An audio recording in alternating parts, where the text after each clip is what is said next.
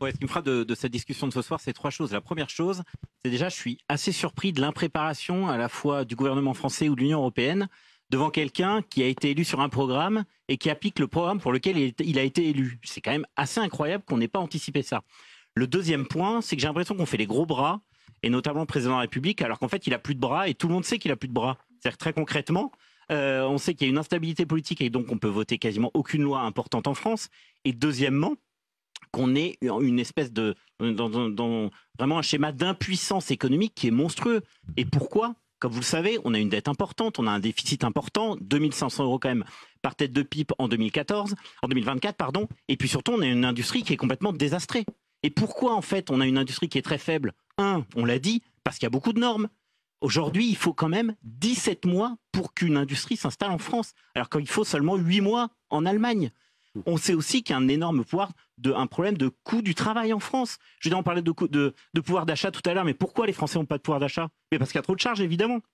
Aujourd'hui, quand un patron paie 100 euros, le salarié n'en a que 50 dans la poche. Donc le salarié coûte cher, et en plus, le salarié, à la fin du mois, finalement, récupère peu de ce qu'il a coûté à son employeur. Donc ça me semble être quelque chose d'incroyable. C'est-à-dire qu'aujourd'hui, en France, on est dans une situation économique tellement difficile qu'on n'est écouté par personne. Et la troisième chose qui m'importe, c'est dire qu'en fait, ça pourrait être l'occasion de s'inspirer des pays en fait qui en gros ont permis à leur population de s'enrichir.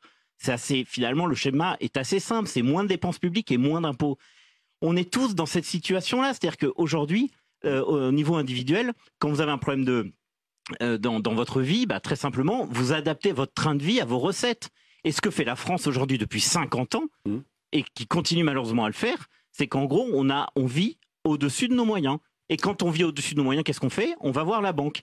Et du coup, à titre individuel, eh bien, on fait en sorte de faire des petites économies pour préparer l'avenir, notamment pour payer nos études à nos enfants si on a la chance d'en avoir. Et l'État français aujourd'hui paie simplement son train de vie et n'a plus aucune marge de manœuvre pour investir dans l'avenir. Et vraiment, je crois que le plus important, c'est que je crois qu'on peut sortir de cette crise vraiment par le haut, c'est-à-dire effectivement en investissant sur les nouvelles technologies, notamment sur l'intelligence artificielle. On n'est pas en retard, il faut en profiter.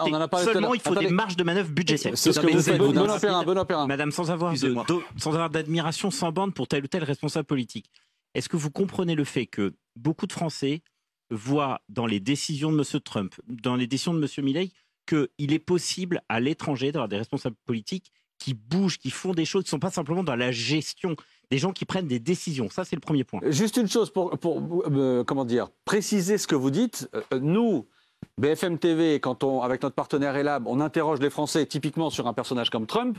On n'a pas une majorité de Français qui seraient prêts à voter pour Donald Trump.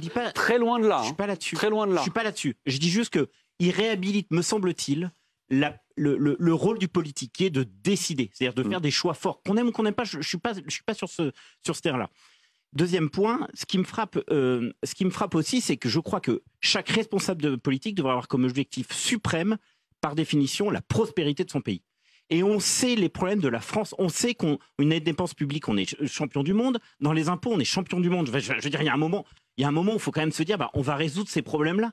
Parce que si on arrive à résoudre ces problèmes-là, on gagnera tous de l'argent individuellement. Et je ne comprends pas cette espèce de peur, pour pas dire de clientélisme, consiste à dire en fait, en gros, la dépense, on n'y touche pas. Je vais pas réduire la sphère de l'État, je laisse ça à mon successeur. Mais le problème, c'est qu'aujourd'hui, on est dans de telles contraintes budgétaires qu'on doit faire des choix. Et madame, nous comptons sur vous et sur l'ensemble des responsables politiques pour faire des choix, mais des choix clairs.